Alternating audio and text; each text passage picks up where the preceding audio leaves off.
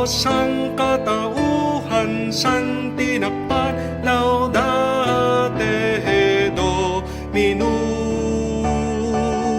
laudate Dominum.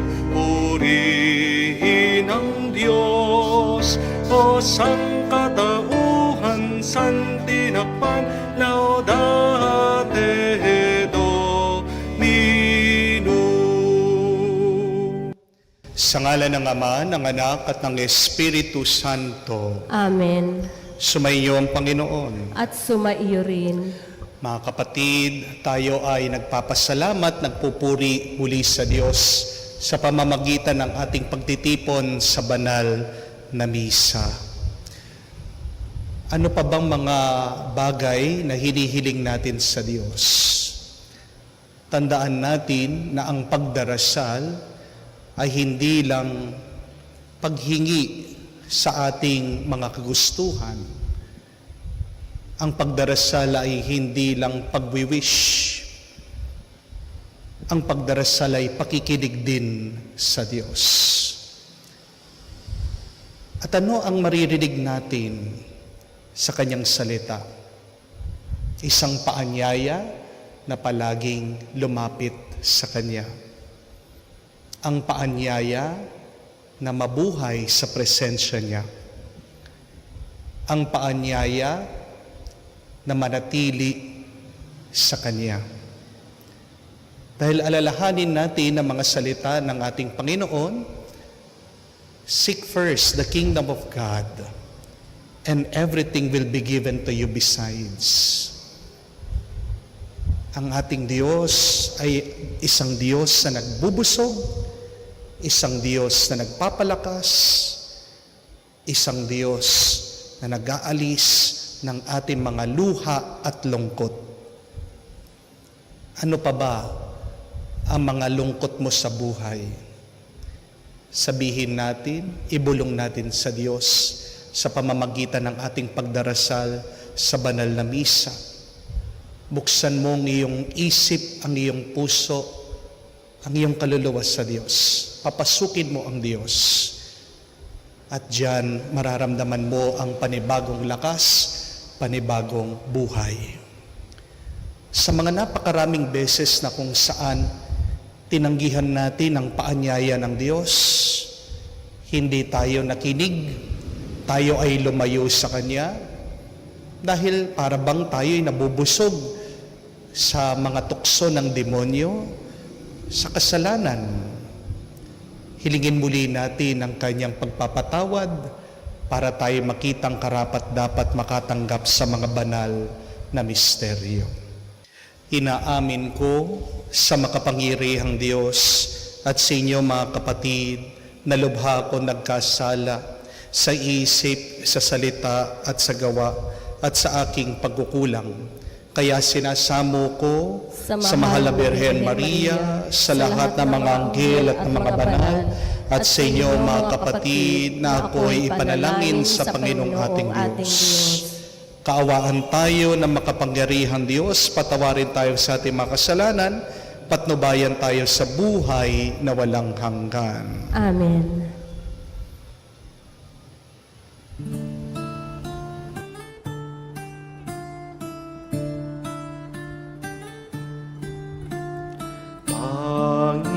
Panginoon, maawa ka.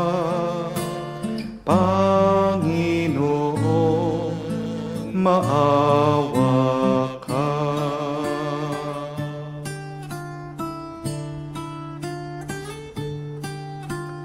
Kristo, maawa ka.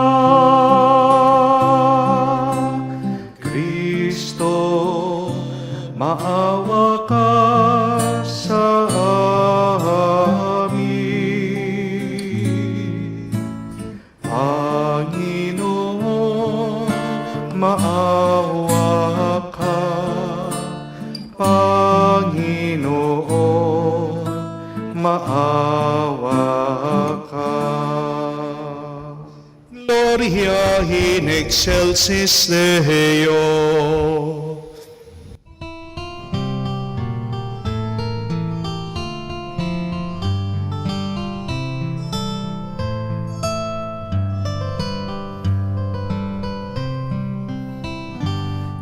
Maluwalhati sa Diyos sa kaitaasan, kaloob sa lupa ay kapayapaan. Inupuri ka at ipinanggarangal, sinasamba ka dahil sa dakila mong kalwalhatian. Panginoon naming Diyos, Hari ng langit, Amang makapangyarihan, Panginoong Jesucristo, buktong nanak ng Diyos, Kordero ng Ama. Ikaw na nag-aalis ng mga kasalanan ng sanlibutan. Tanggapin mo ang aming kahilingan, ikaw na naluluklok sa kanan ng Ama. Maawa ka sa amin, ikaw lamang ang banal, Panginoong Jesucristo, kasama ng Espiritu, sa luwalhati ng Ama. Amen, Amen, Amen, Amen. Manalangin tayo. Ama naming makapangyarihan, ang iyo naway kagandaang loob ay manguna at sumabaybay sa aming pamumuhay ngayon at araw-araw, upang kami itaguyod sa paninindigang gumawa ng kabutihan. Sa pamamagitan ni Jesucristo kasama ng Espiritu Santo, magpasawalang hanggan. Amen.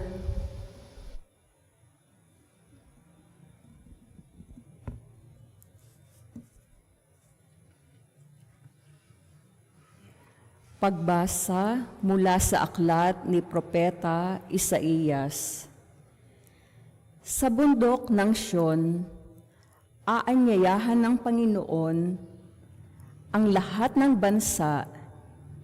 Gagawa siya ng isang piging para sa lahat na ang handay masasarap na pagkain at inumin. Sa bundok ding ito'y papawiin niya ang kalungkutang naghahari sa lahat ng bansa. Lubusan na niyang papawiin ang kamatayan. Papahirin ng Panginoon ang luha ng lahat. Aalisin niya sa kahihiyan ang kanyang bayan. Kung magkagayon, sasabihin ng lahat, siya ang ating Panginoon na ating pinagkakatiwalaan, ang inaasahan nating magliligtas sa atin. Magalak tayo at ipagdiwang ang kanyang pagliligtas. Iingatan ng Diyos ang bundok na ito. Ang salita ng Diyos. Salamat sa Diyos. Lagi akong mananahan sa bahay ng Poong Mahal. Lagi akong mananahan sa bahay ng Poong Mahal. Panginooy aking pastol, hindi ako magkukulang. Ako'y pinahihimlay sa mainam na pastulan, at inaakay niya ako sa tahimik na batisan. Binibigyan niya ako niyong bagong kalakasan. Lagi akong mananahan sa bahay ng Poong Mahal. At sang-ayon sa pangako na kaniyang binitiwan, sa matuwid na landasi, doon ako inaakay. Kahit na ang daang iyo'y tumatahak sa karimlan, hindi ako matatakot pagkat ika'y kaagapay. Ang tungkod mo at pamalo, ang gabay ko at sanggalang. Lagi akong mananahan sa bahay ng poong mahal. Sa harapan ng lingkod mo, ikaw ay may handang dulang. Ito'y iyong ginagawang nakikita ng kaaway. Malulugod ka sa akin na ulo ko ay langisan at pati na ang kalis ko ay iyong pinaaapaw.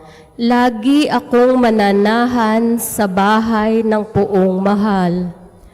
Tunay na ang pag-ibig mo at ang iyong kabutihan sa saakit tatanglayin habang ako'y nabubuhay. Doon ako sa templo mo lalagi at mananahan. Lagi akong mananahan sa bahay ng poong mahal. Pagbasa mula sa sulat ni Apostol San Pablo sa mga taga-Filipos. Mga kapatid, naranasan ko ang maghikahos, naranasan ko rin ang managana. Natutuhan ko na harapin ang anumang katayuan, ang mabusog o magutom, ang kasaganaan o kasalatan. Ang lahat ng ito'y magagawa ko dahil sa lakas na kaloob sa akin ni Kristo. Gayunpaman, ikinagagalak ko ang ginawa niyang pagtulong sa akin at buhat sa kayamanan ng Diyos na hindi mauubos, ibibigay niya ang lahat ng iyong kailangan sa pamamagitan ni Kristo Jesus. Purihin ang ating Diyos at Ama, magpakailanman. Amen. Ang salita ng Diyos. Salamat sa Diyos.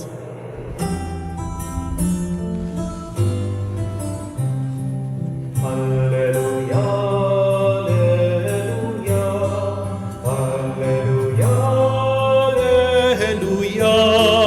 alleluia, alleluia, alleluia,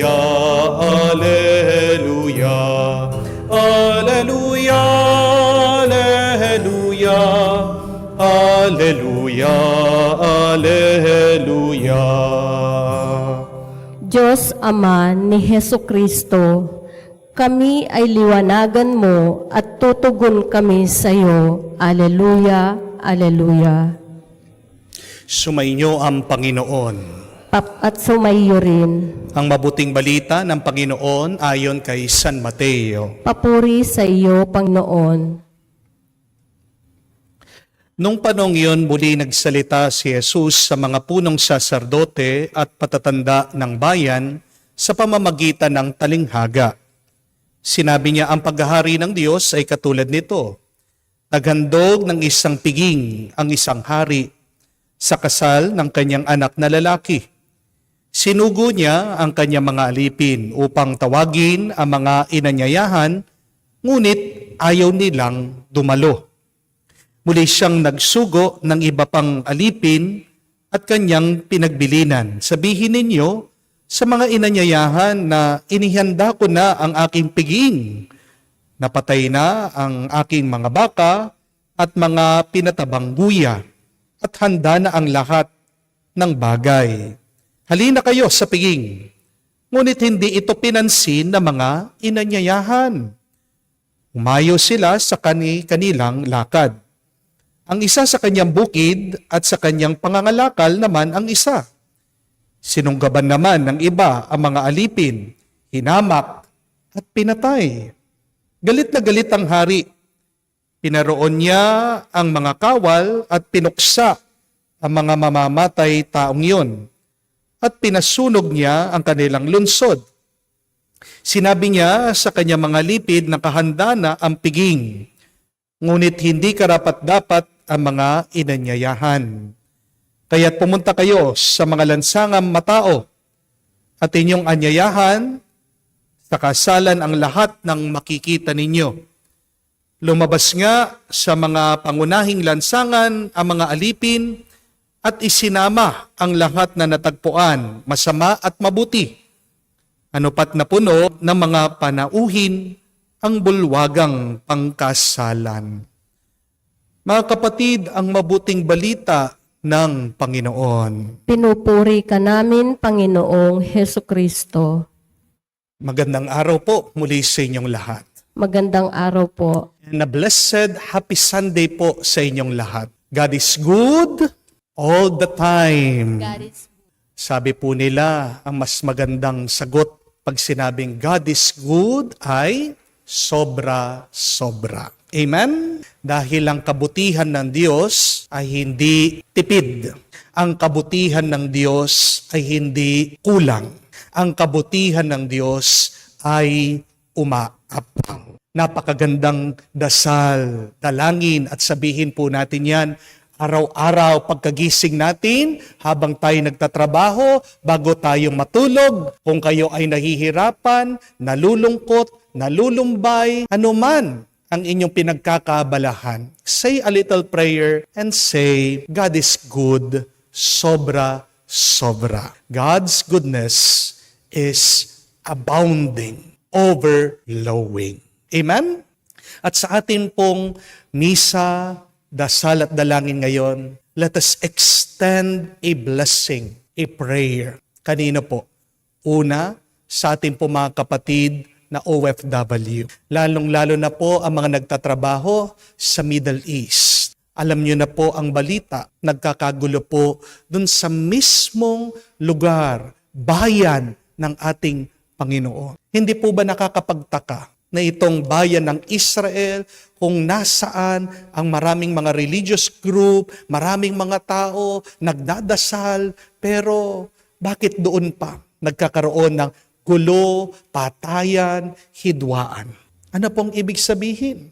Ano ang problema? Dahil maaaring sila ay nagdarasal, maaaring naririnig nila ang salita ng Diyos, pero hindi ito nakatanim at nag-uugat sa kanilang isip, sa kanilang puso, sa kanilang pagkatao, sa kanilang kaluluwa. Kaya nga po, napakahalaga na ipakalat pa natin ang salita ng Diyos.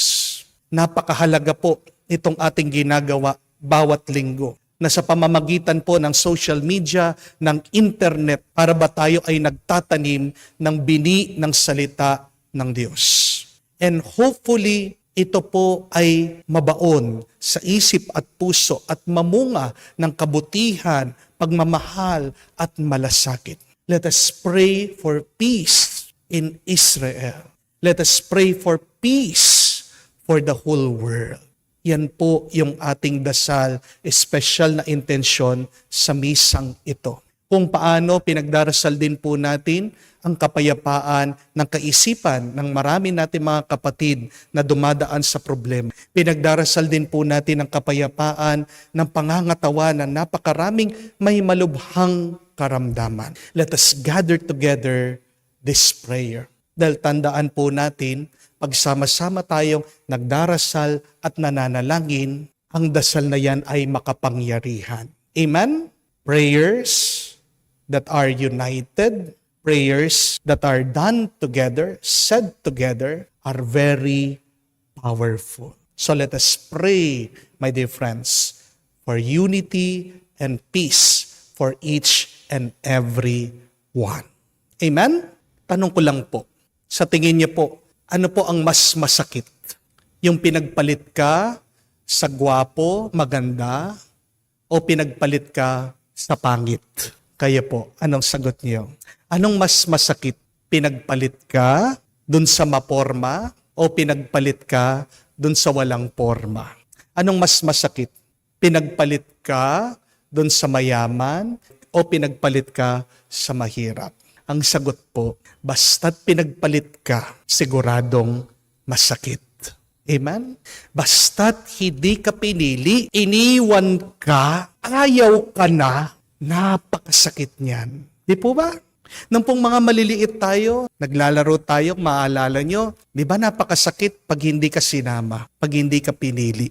Hanggang sa pagtanda po natin, may mga karanasan tayo na ganyan, na hindi tayo pinalad, hindi tayo pinili, na parabang initsipwera tayo. Because remember, my dear friends, there is a blessing in being chosen. May pagpapala, may tuwa sa pagpili. Kaya nga, napakasakit, napakahirap, at nalulungkot tayo kung hindi man tayo piliin. At alam ko po, marami sa inyo, ganyan ang nararanasan ngayon. Hindi po ba? Marami ang hindi napili o pinalad na sila'y pumasa sa bar exam. Alam ko po, marami sa inyo nagpapasalamat, nagsasend ng Thanksgiving. Marami din po ang umiiyak. Marami po nadidepress ngayon. Binigay ang lahat, pero ano ang resulta? Wala. Marami din po ang sumubok na mag-apply ng visa para mag-abroad, pero hindi sila pinili. Hindi sila pinalad na magkaroon ng trabaho sa ibang bansa. Gumastos na sila, pero saan nauwi? Wala. Meron din po, alam ko, hindi rin napili para mangontrata sa isang negosyo. Yan pa naman yung inaasahan nila, pang matrikula ng kanilang mga anak para sa pang-araw-araw nilang pamumuhay. Hindi nila alam kung saan sila kukuha ngayon ng pera para makapag-survive lang ang kanilang pamilya. Meron din po sa inyo, alam ko, na hindi pinili ng kanilang mga minamahal. Sumakabilang bahay. Di po ba?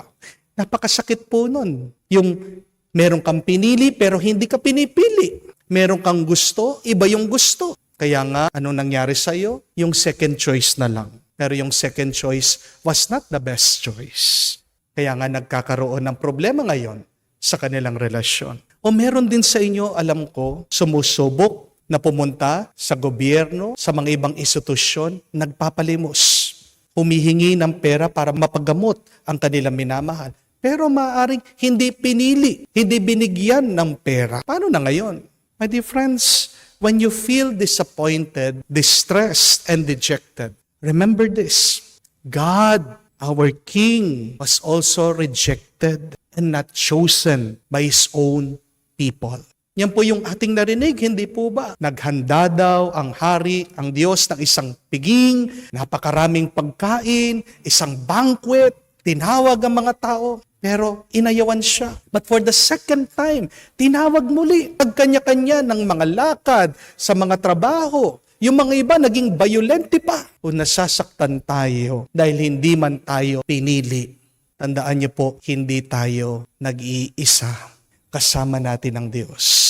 Una siya na inayawan at hindi pinili ng iba. Huwag kang mag-alala. Nararamdaman ng Diyos kung ano yung nararamdaman mo. Pinagdadaanan ng Diyos kung ano ang pinagdadaanan mo. Hindi ka nag-iisa. At ganyan din narinig natin sa pangalawang pagbasa. Kahit po si San Pablo, mabuti na ang kanyang ginagawa. Siya po ay nangangaral, pinapahayag ang pananampalataya, ang mabuting balita. Pero anong ginawa sa kanya? Hindi siya pinakinggan, pinakulong pa siya.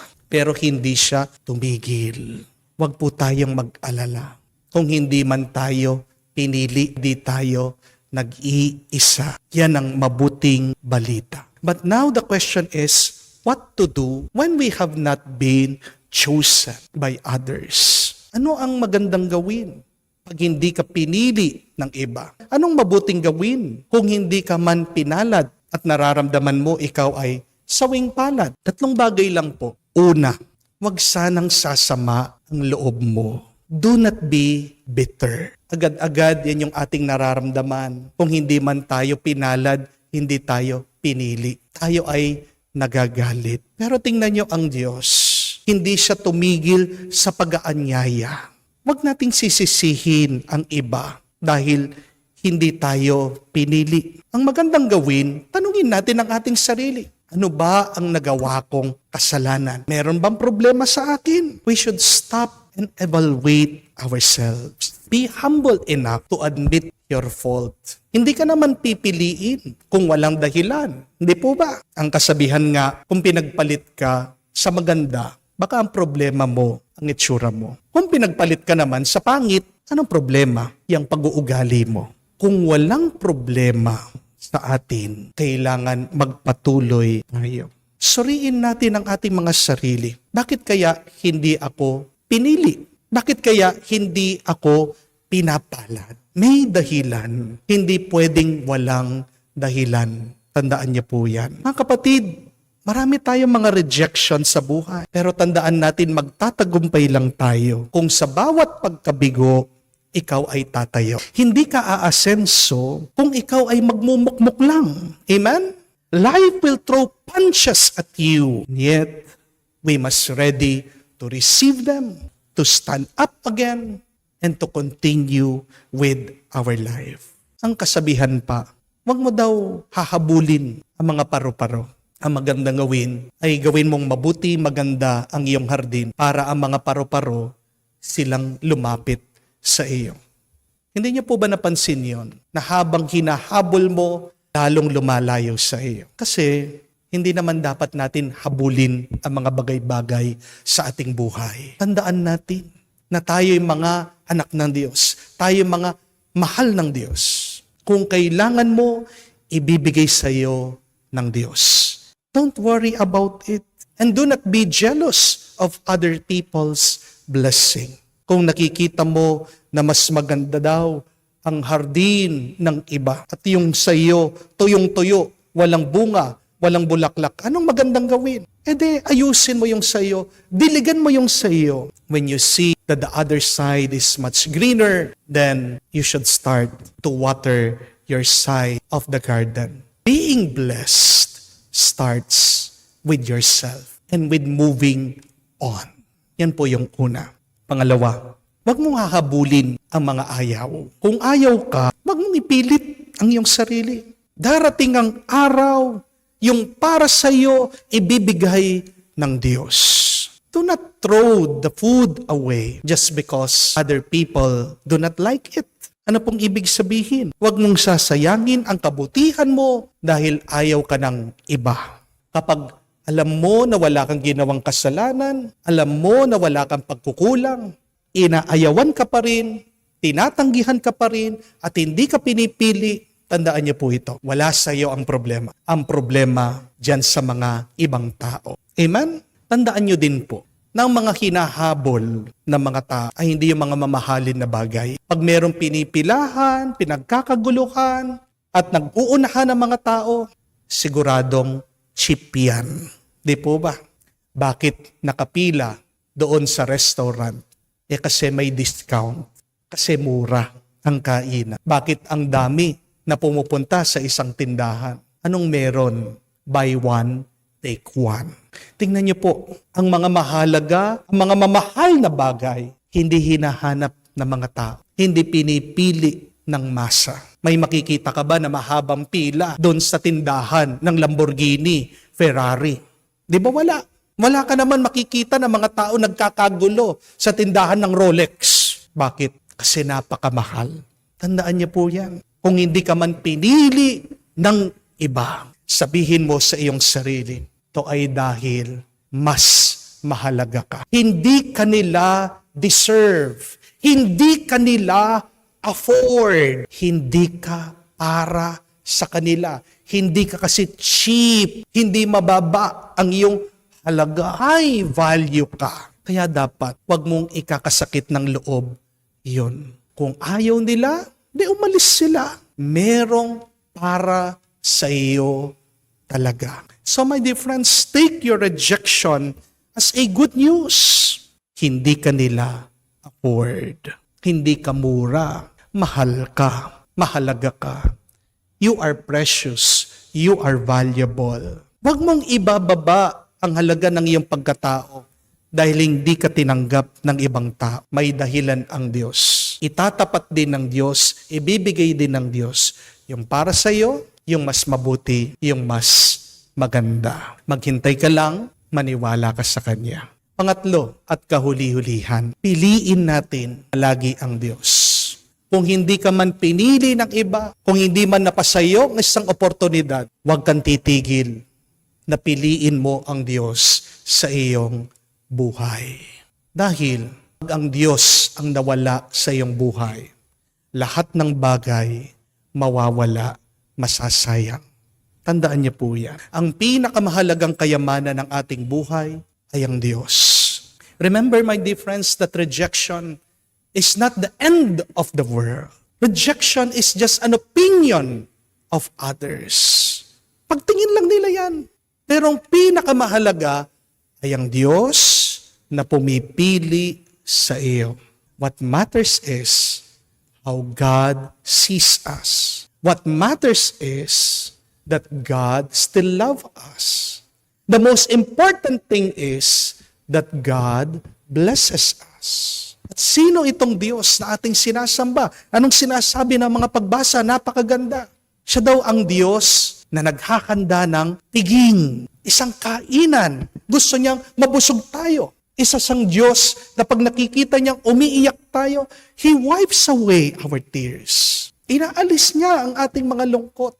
At siya din ang Diyos na nagpapalakas sa atin pag tayo ay nanghihina. Ano ang sabi ni San Pablo sa pangalawang pagbasa? Napakaganda.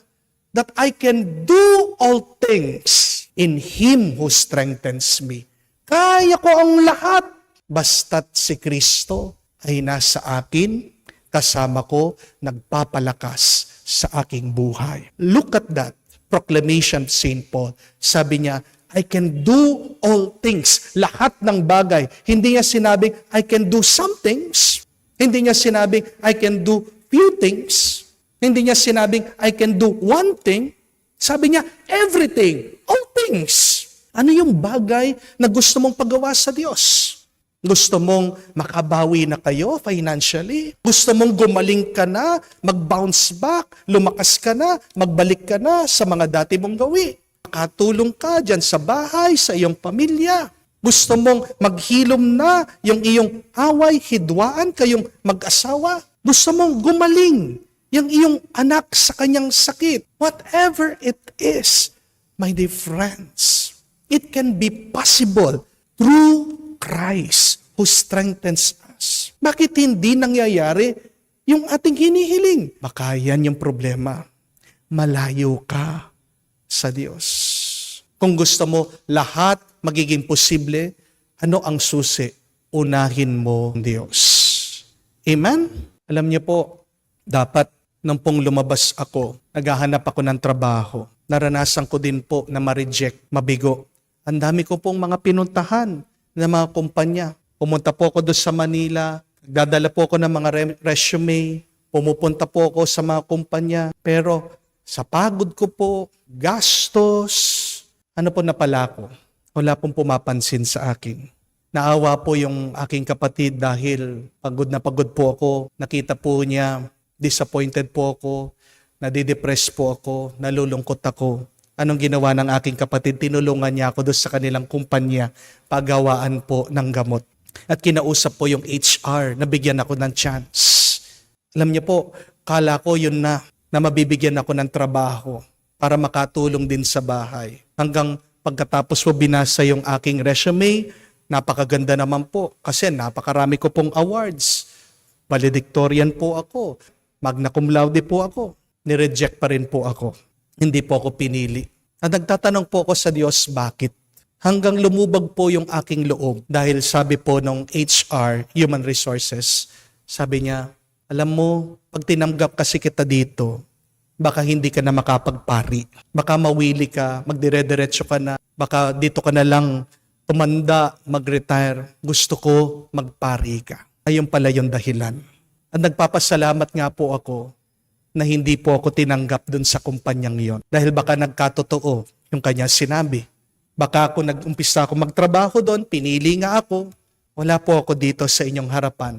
Hindi tayo nakakatulong ng ating mga kapatid na nadidepress na sa ibang bansa sa pamamagitan ng ating mga homilya, ng ating mga inspiring homilies. May napakagandang plano pala ang Diyos. Pag may mga bagay na hindi mo nakuha sa iyong buhay. Kaya nga mga kapatid, huwag sana sasama ang inyong loob kung hindi ka pinili. Hayaan mo yung mga hindi pumili sa iyo. Kahuli-hulihan, kahuli-hulihan. Palagi kang maniwala at magtiwala sa Diyos. May mas magandang nakahanda ang Diyos para sa iyo. Hintayin mo lang at paniwalaan mo, isipin, hindi ka niya pinapabayaan. Ano man ang kailangan mo, ibibigay niya, punong-puno, umaapaw, sobra-sobra pa sa iyong pinagdarasal. Pasalamatan natin ang Diyos dahil hindi siya magsasawang pumili sa atin. Sana tayo din, wag tayo magsawa sa pagpili natin sa Diyos. Dahil siya lang ang ating buhay, siya lang ang ating biyaya, siya lang ang magpupuno sa atin ngayon at magpakailanman.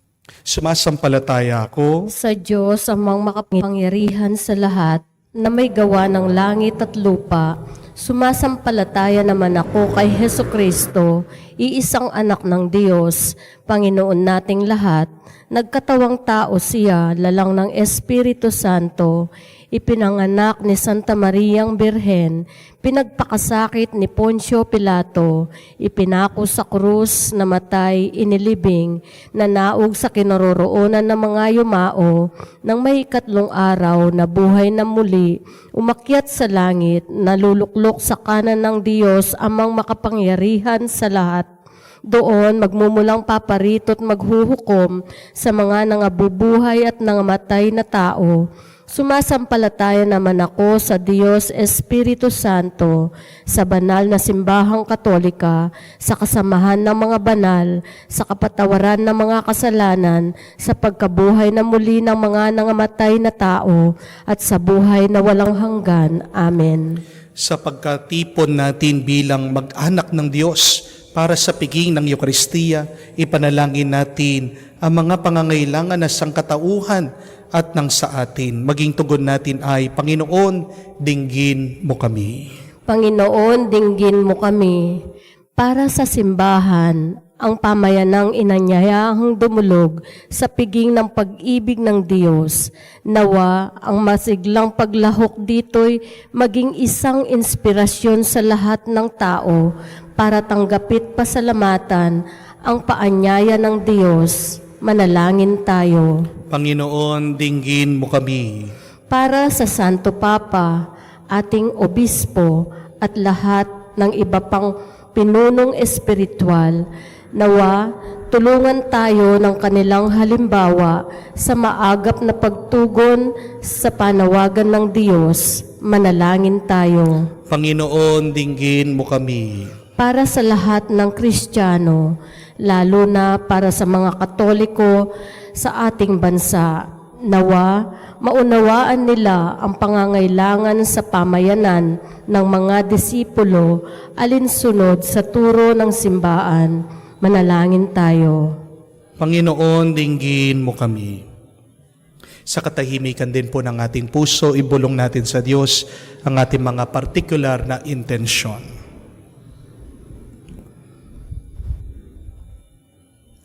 Panginoong Diyos, maraming salamat po sa pag-anyaya sa amin sa piging pangkasalan ng iyong anak na si Jesus.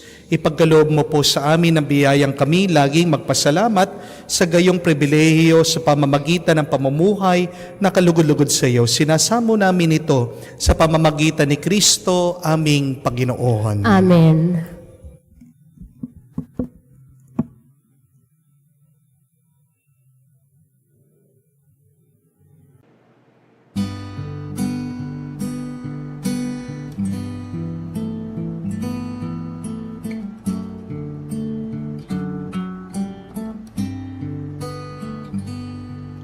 O Diyos, hawang di mabila, tanggapin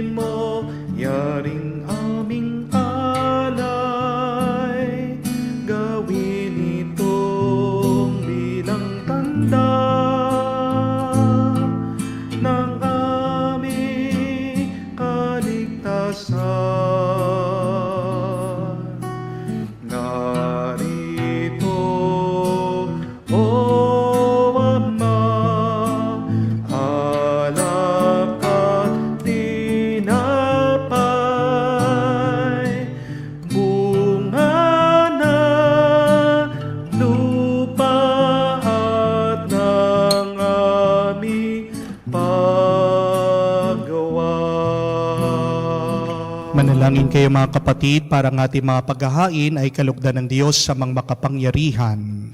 Tanggapin nawa ng Panginoon itong paghahain sa iyong mga kamay sa kapurihan niya at karangalan sa ating kapakinabangan at sa buong sambayanan niyang banal. Ama naming lumikha, tanggapin mong aming mga panalangin na sumasaliw sa aming paghahain upang sa ginaganap naming pagdiriwang, kami makatawid sa kaluwalhatian sa pamamagitan ni Jesucristo kasama ng Espiritu Santo magpasawalang hanggan. Amen. Sumainyo ang Panginoon. At sumaiyo rin. Itaas sa Diyos sa inyong mga puso at diwa. Itinaas na namin sa Panginoon. Pasalamatan natin ang Panginoong ating Diyos. Marapat na siya ay pasalamatan. Ama naming makapangyarihan, tunay nga marapat ikaw ang aming pasalamatan. Nasa iyo ang aming buhay, pagkilos at pag-iral. Sa pamumuhay namin araw-araw, tinatamasa namin ang iyong pagmamahal sa pag-ibig mong pinunla sa sangkatauhan. Ang Espiritu Santo unang aming bigay ng anak mong naglagak sa amin ng katiyakang nakalahang mabuhay kami sa piling mo kailanman. Kaya kaysa na mga anghel ang sisiawit ng papuri sa iyo, walang humpay sa kalangitan kami nagbubunyi sa iyong kadakilaan.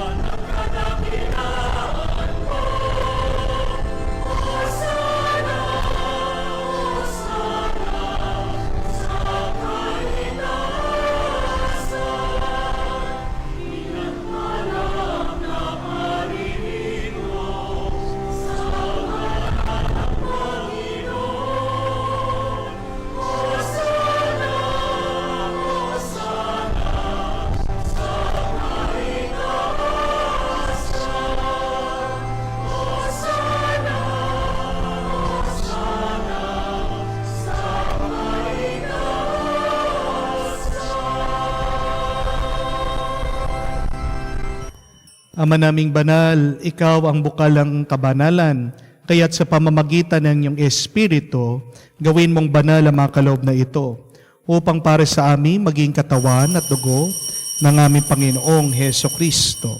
Bago niya pinagtiis ang kusang loob na maging handog, hinawakan niya ang tinapay, pinasalamatan kanya, pinaghati-hati niya iyon, inabot sa kanya malagad at sinabi, tanggapin ninyong lahat ito at kanin, itong aking katawan ay hahandog para sa inyo.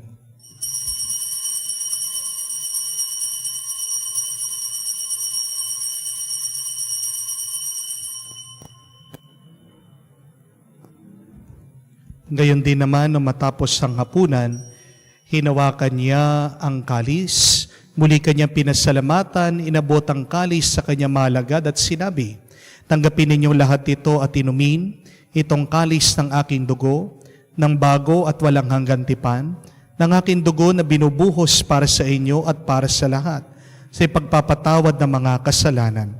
Gawin ninyo ito sa pag-aalaala sa akin.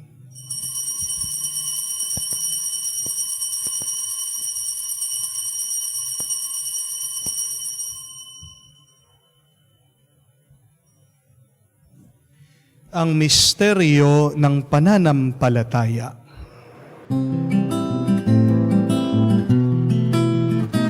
Sa krus mo at pagkabuhay, kami tinubuhos mong tunay. O Jesus, naming mahal, iligtas mo kaming tanan. O Jesus, naming mahal, ngayon at magpakailanman. Ama, ginagawa namin ngayon ang pag-aalaala sa pagkamatay muling pagkabuhay ng iyong anak. Kaya tinialay namin sa iyo ang tinapay nagbibigay buhay at ang kalis na nagkakaloob ng kaligtasan.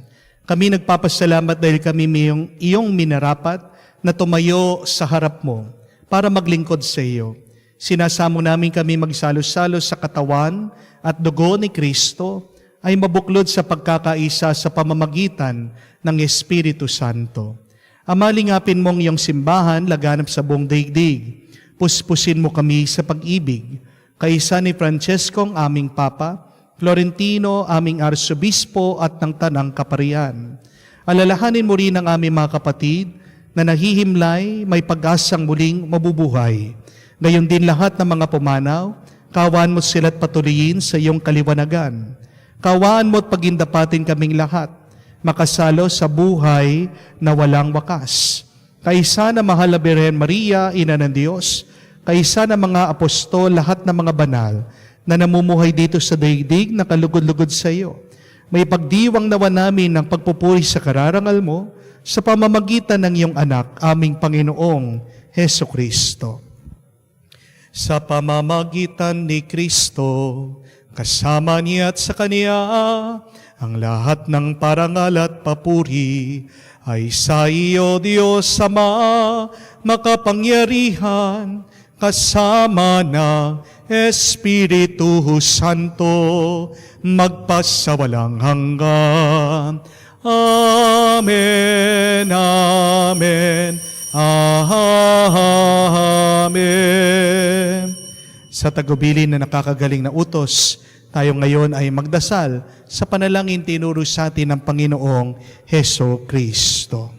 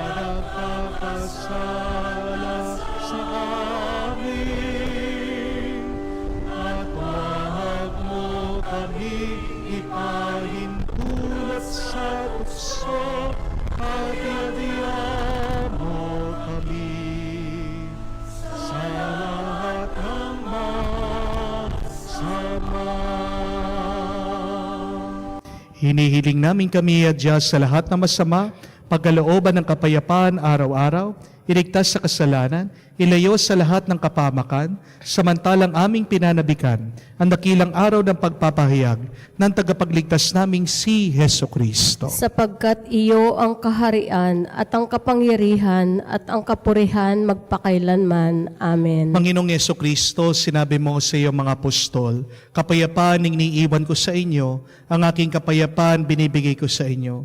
Tunghayan mo ang aming pananampalataya, huwag ang aming pagkakasala. Pagkalooban mo kami ng kapayapaan at pagkakaisa ayon sa iyong kalooban, kasama ng Espiritu Santo, magpasawalang hanggan. Amen. Kapayapaan ng Panginoon ay laging sumainyo. At sumaiyo rin. Magbigayan po tayo ng kapayapaan sa bawat isa. Peace with you po. Kapayapaan po sa inyong lahat.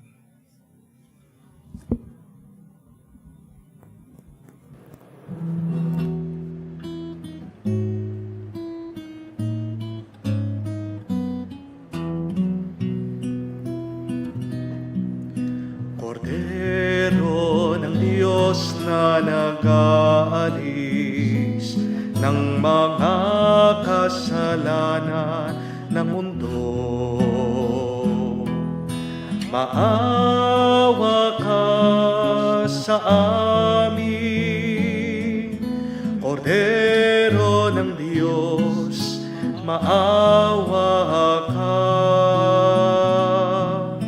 Kordero ng Diyos na nag-aalis ng mga kasalanan ng mundo.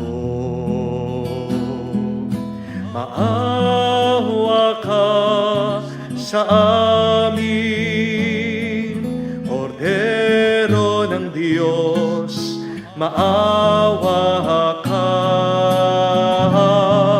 Kordero ng Diyos na nag-aalis ng mga kasalanan ng mundo.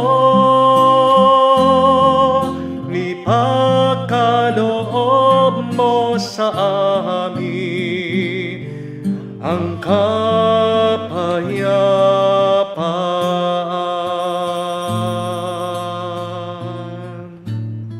Mga kapatid, naririto ang ating Panginoong Jesucristong Kordero ng Diyos, nag-aalis sa mga kasalanan ng sanlibutan.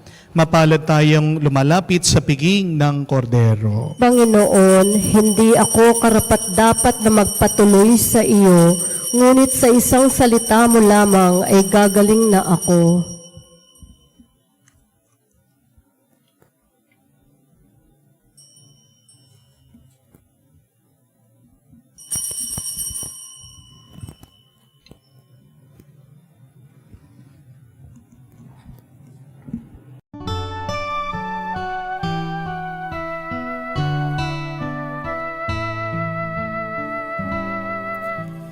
Jesu panis vitae donum Patris, Jesu fons vitae aquae.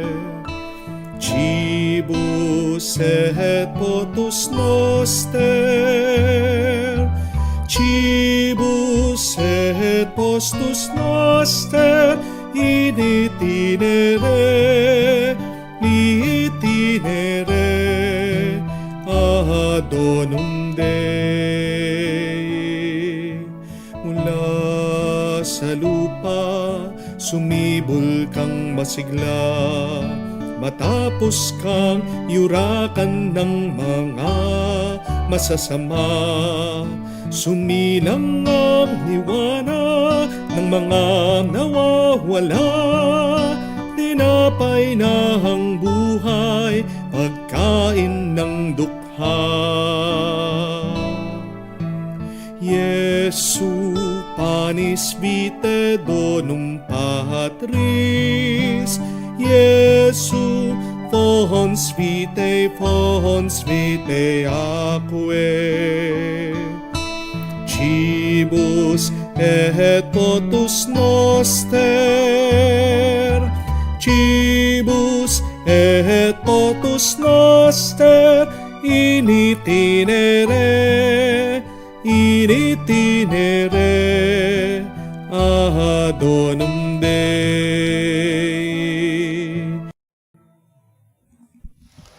Manalangin tayo. Ama namin mapagmahal, ngayong kami yung pinapakinabang sa katawan at dugong banal, iniluluhog namin sa dakila mong kabutihan sa tanan na kami ay gawin mong kasalo sa iyong buhay. Sa pamamagitan ni Jesucristo, kasama ng Espiritu Santo, magpasawalang hanggan. Amen. Maraming salamat po sa ating mga walang sawang sumusubaybay, nakikiisa sa ating banal na misa, lalong-lalo na ang ating mga kapatid na OFW at mga kapatid na may sakit na hindi makaalis sa kanilang mga tahanan para physically na makasimba. At malaking tulong po ang inyong mga sinesend, dinodonate sa ating GCash, ating bank account para sa mga proyekto ng ating pong simbahan at para sa ating mga tinutulungan. Gusto ko lang pong tandaan nyo na pag pinili nyo si Kristo ay magbabago ang buhay nyo. When you choose Christ in your life, you will change. Meron po akong isang nagtatrabaho kasama po sa mga project natin dito sa parokya. Kwento po ng kanya misis, magsimula po nung nagtrabaho siya, kasama ko sa simbahan, nagbago po yung ugali ng kanyang mister. Hindi na daw po siya palamura, naging mapagkumbaba, naging mapagpasensya, at nagtataka po yung kanyang mga kapatid anong nangyari sa kanya. At nalaman nila na kasama po siya na nagtatrabaho dito sa parokya. Kaya sabi nila, tignan mo na, napakalaking bagay pala. Pag nalalapit ang isang tao sa Diyos, nagbabago ang kanyang ugali, ang kanyang pagkatao. So we pray, my dear friends, that people also in the Middle East, most especially in Israel, would choose Christ. Not only to hear His word, but to act on God's word. Kaya po kayo ay inaanyayahan ko sa darating na October 17, sumulat po ang mga obispo at pari doon sa Jerusalem, sa Israel, na sabay-sabay daw po tayo magrosaryo, mag-ayuno, magdasal for peace in Palestine, in Israel. So magkaisa po tayo sa pagdarasal para naman po maligtas hindi lang po ang lugar pero lalong-lalo na ang buhay ng mga tao. Let us join together in prayer.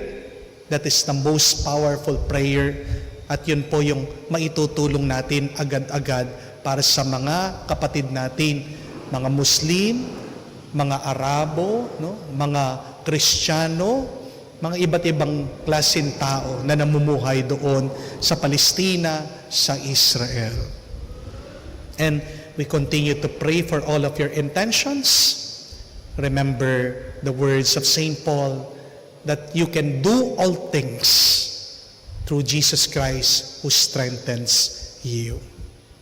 Sumainyo ang Panginoon. At sumaiyo rin. At kayo ay basbasan ng Diyos sa makapangyarihan sa lahat, sa ngalan ng Ama, ng Anak, ng Espiritu Santo. Amen. Ang ating pamisa ay natapos na. Humayo kayo sa kapayapaan ni Kristo. Salamat sa Diyos.